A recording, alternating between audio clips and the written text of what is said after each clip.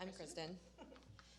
And we are the producers of Cyberchase, which is a transmedia project for kids on PBS Kids. It's all about mystery, adventure, and math.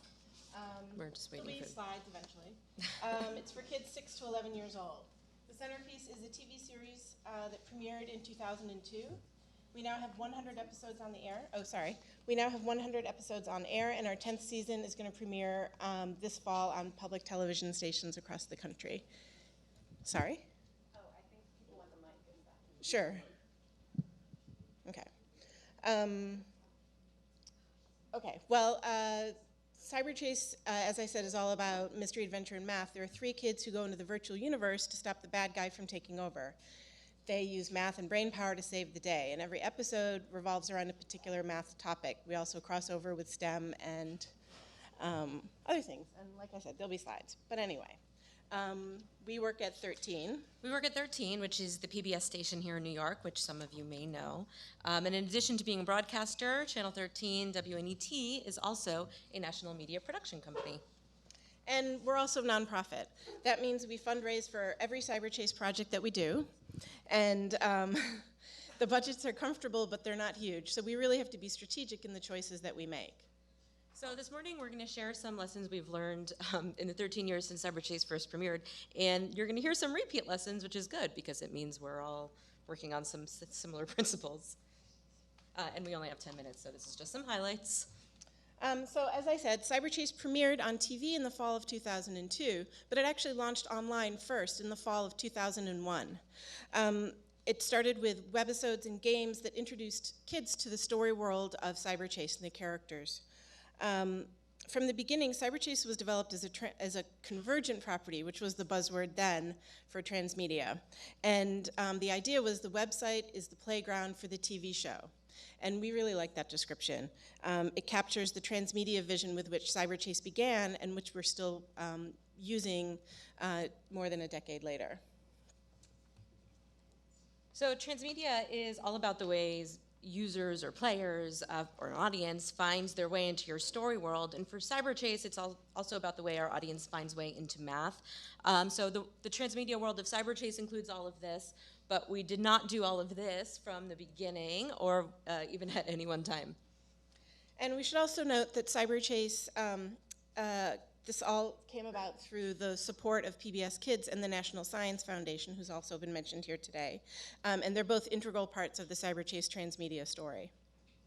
So when you're developing a new project, it's easy to think about the many platforms, all these many platforms that your idea could exist on, which we've found is important, especially when assessing long-term viability of an idea. But we've also learned not to get too distracted by all of the options. So the one tip is to focus first on the one or the few platforms that are most essential to your concept and make them awesome. Then expand as your opportunities allow and as you get to know your story world better. For example, Cyberchase launched with the TV series, the website, 2001, remember, it's a long time ago, and extensive educational outreach across the country. Another thing we've learned, each platform offers unique opportunities, so design for each experience strategically. Cyberchase as a TV show gives us the opportunity to role model through our characters, problem-solving strategies, and persistence. But through the digital games and the real-world games we create, we have the opportunity for kids to engage more deeply and directly with our content and our characters. Some of those games here. Transmedia also lets you explore characters, stories, and topics that aren't featured on your primary platform. For example, in recent years, we've done an online adventure game, 2 apps, featuring these 2 guys, Buzz and Delete, who are the henchbots for the bad guy on the TV show. We chose to focus on them because they're funny, kids like them, and they do math at around the level of a 6-year-old, which is what the content was aimed at. This might not be a surprise to many of you, but building a thriving transmedia ecosystem will help you draw new audiences from one platform to another. Cyberchase still airs on public television, but we know more and more, and we hear from kids and parents and teachers, that people are finding their way to our content through other platforms like apps or streaming video. When thinking about expanding your story world or your game world, you can think about a platform first and ask, what should we do there?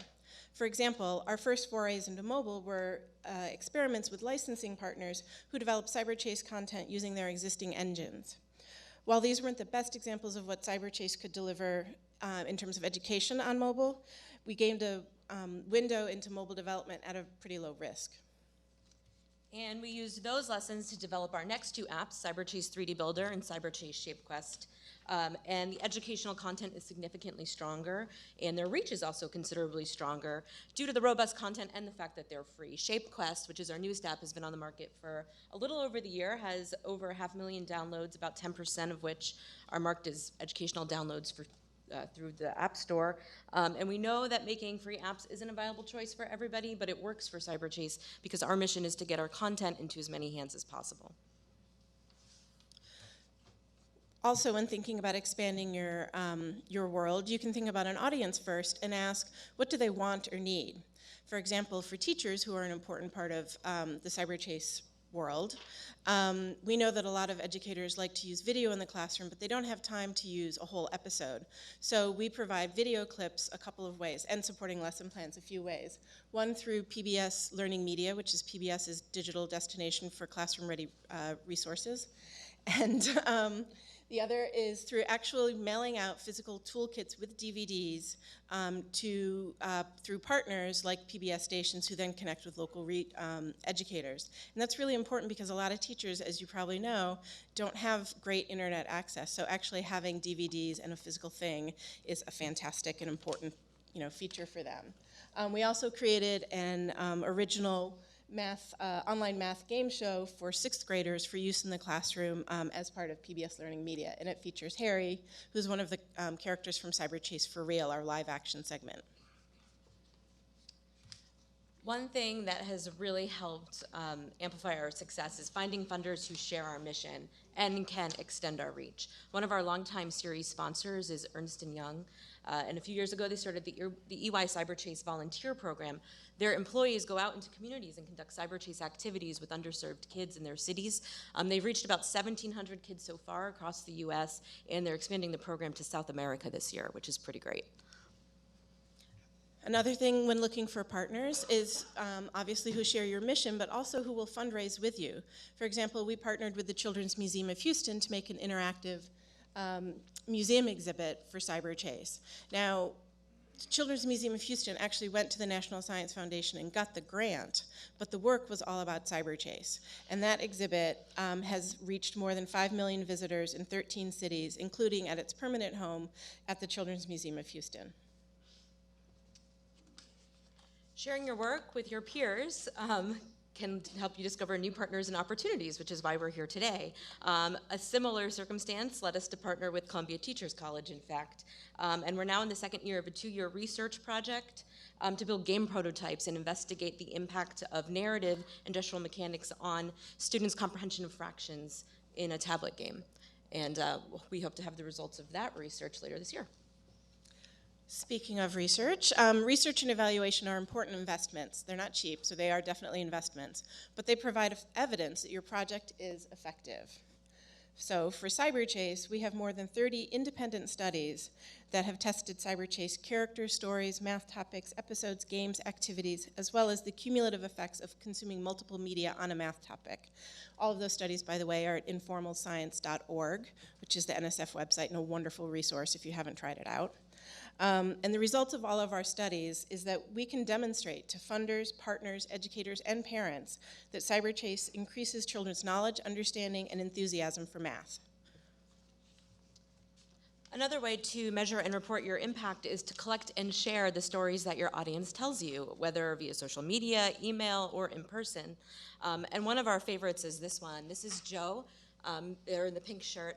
She discovered Cyberchase as a 5th grader struggling with math, and she wrote to us recently. She's now a senior in high school, and she recently earned her Girl Scout Gold Award by developing and piloting a math curriculum for at-risk 4th and 5th graders in the Bay Area of California. And the curriculum revolved around Cyberchase. And in her words, she wanted to empower young kids to see math as something fun and easy to understand the way Cyberchase empowered her. And now WNET is going to be sharing her story further through a Media with Impact campaign that we're running. And our final highlight for you today, and one of the most valuable lessons really that we've learned over this last 13 years is that Transmedia can help sustain your project over time. About 5 years ago, we had a break in TV production, lack of funding, and so we started focusing on digital. And TV production had been the platform that was driving the funding for everything else. That was the big piece, and then everything else was attached. So in focusing on digital, we actually applied for and received funding to relaunch the Cyberchase website in HTML5 to make it more mobile friendly. That allowed us to keep most of the team on staff for another year or so. And then we received another grant to create the online math game show for 6th graders that I mentioned earlier. That gave us more time. And both of those projects allowed for us to have time to develop several bigger projects, including bringing back TV production with Cyberchase Season 9, which premiered in 2013. And Cyberchase Season 10, which premieres this fall on PBS Kids, and will include new episodes, digital content, resources for educators, and much more around the themes of math, health, and the environment. And all of that led us to the opportunity to talk with you today. So thank you. Thank you.